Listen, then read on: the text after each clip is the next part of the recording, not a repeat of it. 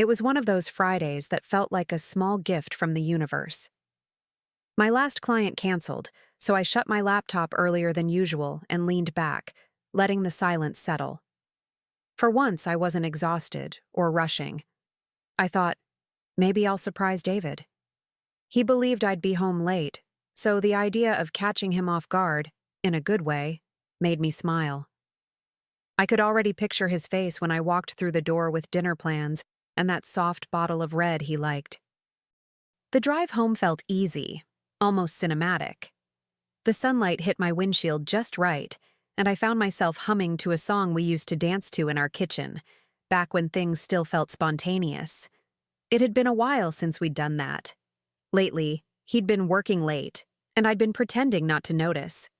But that afternoon, I wanted to believe in the simple version of us again. No distance, no tension, just warmth and routine. Then I saw it. The back door, slightly open. At first, my mind refused to register it. Maybe the wind, maybe he was home early too. But the air felt different, charged. My heartbeat picked up, thudding so loud I could almost hear it in my ears. Something wasn't right.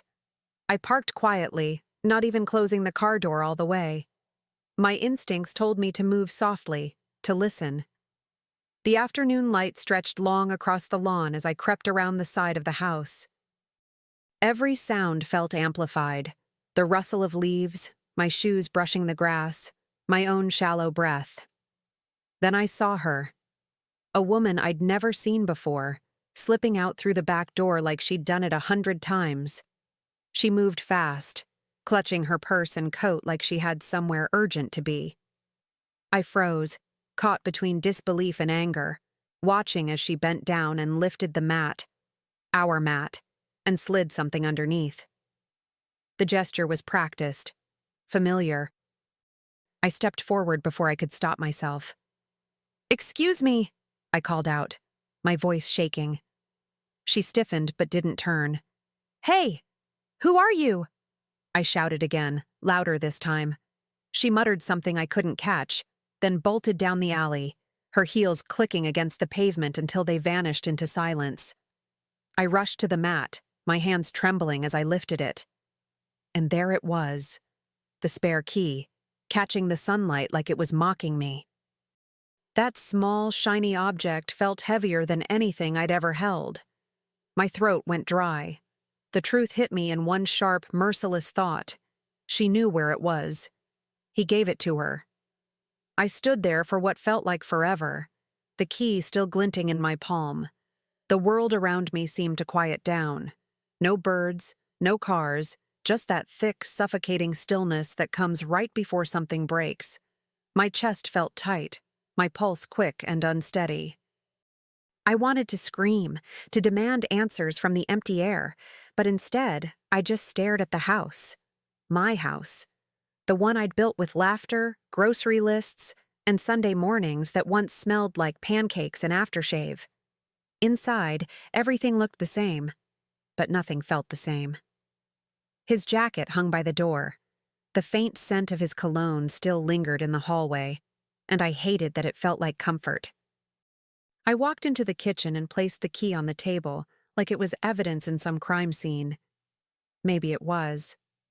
I kept replaying the image of her face, blurred, nervous, guilty. And his. How many times had he looked at her with the same softness he once reserved for me?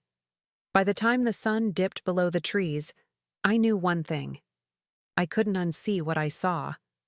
The back door was still ajar, the air still cold. I sat down at the table, staring at that little piece of metal, and waited. If he had the courage to give another woman a key to my home, then he'd better have the courage to walk through that door and face me. When I finally heard his car pull into the driveway, my hands went cold. I didn't move. The spare key sat in front of me on the kitchen table, catching the soft light from the window like a quiet accusation. I'd rehearsed a dozen ways to ask him, to trap him, to make him confess. But when the door opened, all I could do was look at him.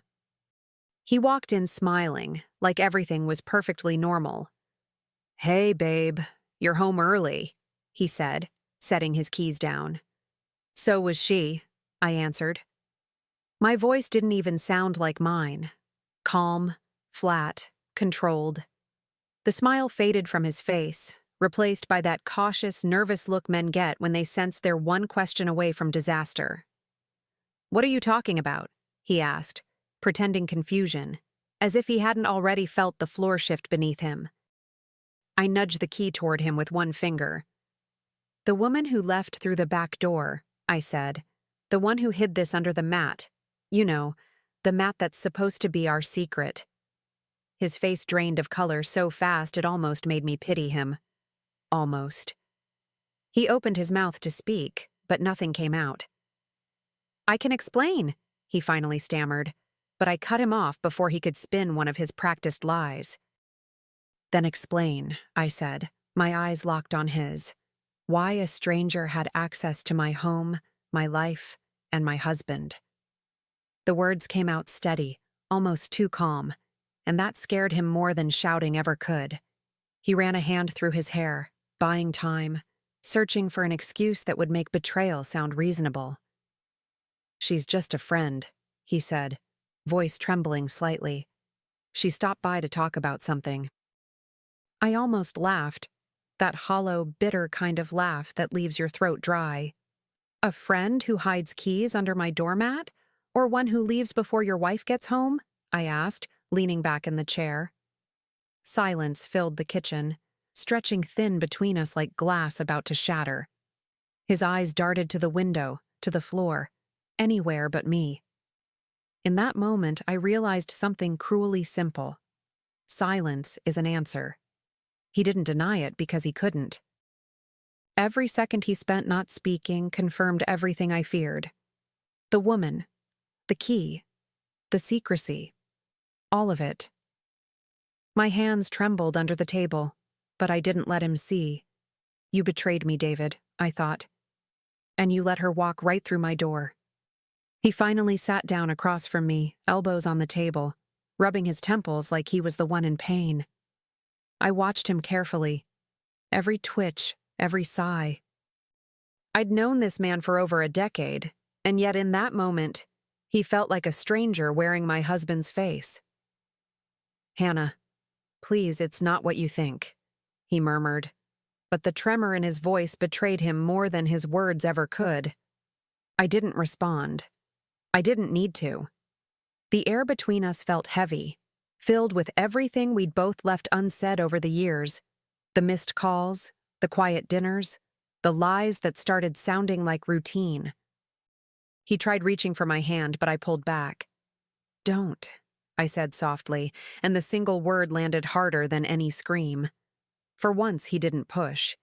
Maybe he finally understood that something had broken beyond repair. He stood there, waiting for me to yell, to cry, to forgive. But I stayed silent, because this wasn't the moment to fall apart. It was the moment to start paying attention. As he walked away, I looked at the key still on the table. It glinted in the light like a dare, like a promise. If he had secrets, I thought, I'd find every single one of them. The days that followed felt like walking through fog, thick, heavy, disorienting. David acted as if nothing had happened, kissing my cheek in the mornings, texting me sweet nothings like a man rehearsing normalcy. I played along. I smiled when he smiled, asked about his meetings, and packed his lunches like the dutiful wife he expected. But inside, something fundamental had changed. I wasn't his partner anymore. I was his observer. I started noticing things I'd once ignored. Gym bags that smelled like perfume, receipts tucked away in his wallet for dinners I hadn't attended, sudden showers the moment he came home. Every lie began to leave a trace, and I collected each one quietly, like breadcrumbs leading me to the truth. I wasn't even angry anymore. Not in the loud, burning way. My anger had cooled into something far sharper.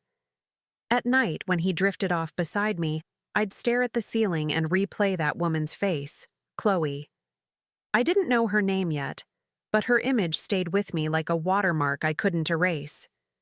If he gave her the key, I thought, what else had he given her? My heart still ached, but beneath the ache, something else began to grow. Resolve. By the third night, curiosity had turned into necessity. While David slept beside me, I lay awake counting the seconds between his breaths. When his snores finally deepened, I slipped out of bed as quietly as I could. The glow from his laptop still pulsed faintly on the desk. He'd fallen asleep without closing it. My hands shook as I opened the lid, not from fear of being caught, but from what I might find. His inbox loaded slowly, almost teasing me. Then I saw it. A name that made my stomach twist. Chloe. I clicked, and there it was. An entire thread of messages, each one more intimate than the last. Can't wait to see you again. Use the key if I'm still at work. She'll never come home early again, don't worry.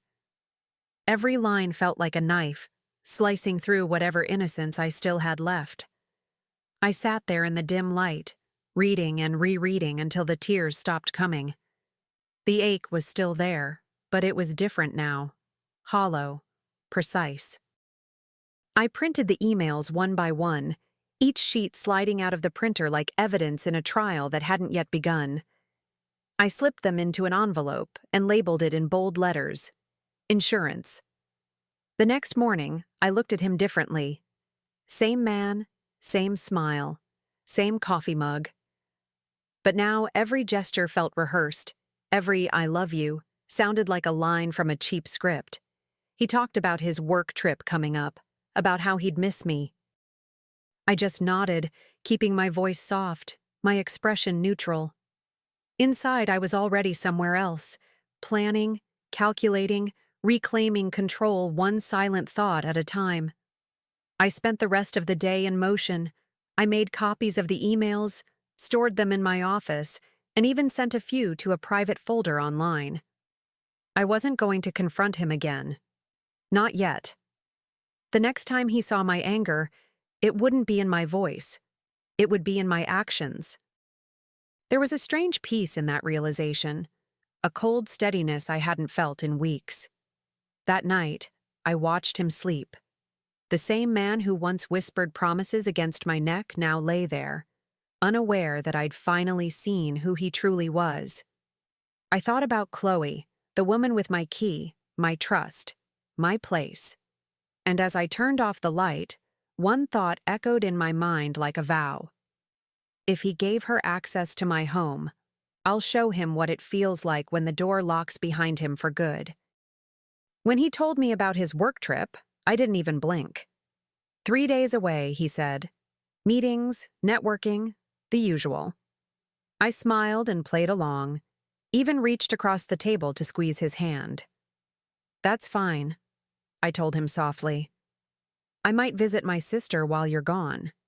He looked relieved, almost grateful, like a man who'd just been given permission to sin without consequence. Good idea, he said. You need a break. Oh, I did, just not the kind he imagined. The morning he left, he kissed my cheek and promised to call. I waved from the porch until his car disappeared, then shut the door and exhaled for what felt like the first time in months. The house was silent, but this time it wasn't suffocating. It was liberating. I brewed myself coffee, walked through each room, and started removing pieces of my old life one by one. If he wanted a double life, I'd make sure one of them disappeared. By afternoon, I had changed the locks on every door and window, except one. The back door, the one she used, the one he gave her. I placed the spare key back under the mat, exactly where she'd find it. Then I stepped back, studying it like an artist admiring her own work. For the first time since all of this began, I smiled, not out of joy, but out of certainty. That night, I parked my car a few streets away, hidden under the shadow of an oak tree. The air was cool, and the streetlights flickered like nervous witnesses. I checked my watch, 8:52 p.m. My heart beat steady, Not from fear, but anticipation. Every sound felt sharper. The hum of distant traffic, the occasional bark of a dog, the soft rustle of wind against the leaves. When the headlights finally appeared, I already knew it was her. Chloe. Her car pulled up to the curb like it belonged there. She stepped out gracefully, confident, unaware. I watched as she looked around, then crouched down to lift the mat. The key was right where I'd left it, glinting under the porch light. She smiled. I saw it, that small, satisfied smile, before slipping it into the lock and letting herself in. The audacity almost made me laugh. Almost. 5 minutes passed. Then came the scream. Sharp, startled, echoing through the quiet street like a fire alarm. I leaned back in my seat, watching as the house lights flickered on. She'd expected warmth, maybe the scent of him, maybe the life she'd stolen. But she found something else. Emptiness. No furniture, no clothes, no photos. Just the hollow bones of what used to be our home. I waited a little longer, just to make sure she saw everything. Through the window, I could see her silhouette moving frantically from room to room, trying to make sense of it all. The walls were bare, the floors empty, and every trace of us was gone. I'd taken everything that carried meaning, every photo, every reminder of the life they thought they could share behind my back. All that remained was the echo of what they destroyed, and one small, deliberate message. On the kitchen counter sat a single framed photo of David and me, taken years ago on a vacation he probably forgot. Below it, a note taped carefully in place. Hope the key still works for you. I could almost imagine the way her face must have changed. The confusion first, then the realization, then the sting of humiliation. The same sting I'd felt the moment I saw her walk out my door. I didn't wait to see what she did next. Some victories don't need applause. I started the car, the engine humming softly beneath my hands, and drove away without looking back. The night air felt crisp, clean, like freedom finally had a scent. By the time I reached the main road, I wasn't thinking about Chloe anymore. I was thinking about him, about the moment he'd walk into that hollow house and realize what it feels like to lose everything. He came back 3 days later, whistling. I can still picture it. Him walking up the steps with that easy confidence, suitcase in hand, believing life would just pick up where he left it. But the moment he opened the door, everything inside him must have stopped. The echo hit first, that hollow sound when there's nothing left to absorb it. No furniture, no laughter, no trace of me, just emptiness and the faint smell of fresh paint. On the kitchen counter, I'd left 2 things, a neatly stacked pile of divorce papers and an envelope. Inside were the printed emails. Every promise, every lie, every digital fingerprint of his affair. I'd underlined one line in red ink. She'll never come home early again. I imagined his face as he read it, the way his smile would dissolve, the way his breath would quicken. He'd realize the woman he thought would never fight back had already won. Later he called. I didn't pick up. His voice went to voicemail, pleading, frantic. "Hannah, please, we can fix this," he said. But the message felt hollow, like the house he'd ruined. I saved it, not because I cared, but because sometimes it's good to keep reminders of what survival sounds like. He tried calling again, 10 times, maybe more. Each voicemail blurred into the next, a chorus of apologies and empty promises. "You misunderstood. It didn't mean anything. Please, we can start over." But there's no way to rebuild a house when the foundation's already turned to dust. I'd given him the chance to tell the truth, and he chose lies instead. So I chose myself. And this time, I wasn't going back. My lawyer handled everything cleanly, efficiently, like slicing through old rope. I gave her the envelope with the emails, and she barely had to say a word. The evidence spoke louder than any story he could spin. A few weeks later, I heard his company suspended him for violating workplace policy. Apparently, sleeping with a colleague, especially one you give a spare key to, doesn't sit well with management. Consequences, finally catching up. The thought didn't bring joy exactly, more like closure. I didn't dance or celebrate, I just breathed easier. I stopped waiting for his name to appear on my phone, stopped checking the door expecting him to walk in. The silence he left behind no longer felt empty. It felt earned. When the final papers were signed, I didn't cry. There was no dramatic goodbye, no moment of hesitation, just a quiet sense of finality, like closing a book I'd outgrown. I remember walking out of the courthouse and feeling the wind on my face, cool and clean. For months, I'd been living inside a storm of betrayal and anger, but that day, it felt like the clouds had finally cleared. I didn't need to forgive him. I just needed to move on. He sent one last message, long and desperate, saying he hoped we could find our way back someday. I deleted it without reading past the first line. Some bridges don't burn, they just fade out of reach, swallowed by distance and self-respect. And mine had disappeared long before he noticed. He'd mistaken my silence for weakness, when in truth it was the sound of me rebuilding. I went home, my new home, and poured myself a glass of wine. The city lights shimmered beyond the balcony, and for the first time in a long while, I wasn't looking over my shoulder. There was no more waiting, no more pretending. Just peace, quiet, and the faint echo of a door that would never open for him again. It's been months now. Sometimes I still wake up expecting to hear his footsteps in the hallway, the familiar clink of his coffee mug, the murmur of his voice. But the silence that greets me isn't lonely anymore. It's comforting. My apartment overlooks the city, and every morning the skyline reminds me of something I nearly forgot. I'm still here. I'm still standing. I didn't lose myself.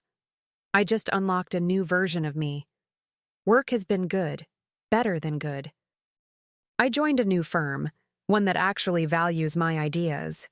My colleagues laugh with me instead of around me, and the late nights are mine by choice, not by suspicion. I even started painting again. Funny how colors feel brighter when no one's dimming your light. And then there's Bailey, my rescue dog, who follows me everywhere as if he knows he's guarding something precious. Maybe he is. One afternoon, a friend came over and noticed the frame hanging by my front door. Inside it was the old spare key, the one that started it all. "You kept it?" she asked, laughing. I smiled, tracing the edge of the glass with my finger. "It's a reminder," I told her. She tilted her head. "Of what?" I looked at the key, then back at her, and said, "That giving someone access to your life doesn't mean they won't misuse it, but it also doesn't mean you can't change the locks." After she left, I stood there for a moment, just looking at that frame. It's strange how something so small, a key, a piece of metal, can hold an entire chapter of your life. For a while, it represented pain, betrayal, humiliation. But now, it means something entirely different. It's not a reminder of what he did to me. It's proof of what I did for myself. I didn't just survive him. I outgrew the world we built together. Some nights, I sit on the balcony with Bailey curled at my feet, watching the lights ripple across the city.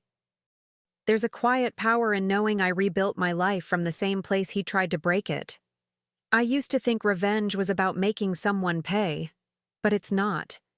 It's about reclaiming every piece of yourself they tried to take. About walking away, not wounded, but wiser.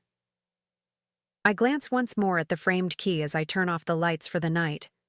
And in that stillness, I can almost hear the echo of my own voice, calm and certain. He thought the spare key was his way in. Turns out it was my way out.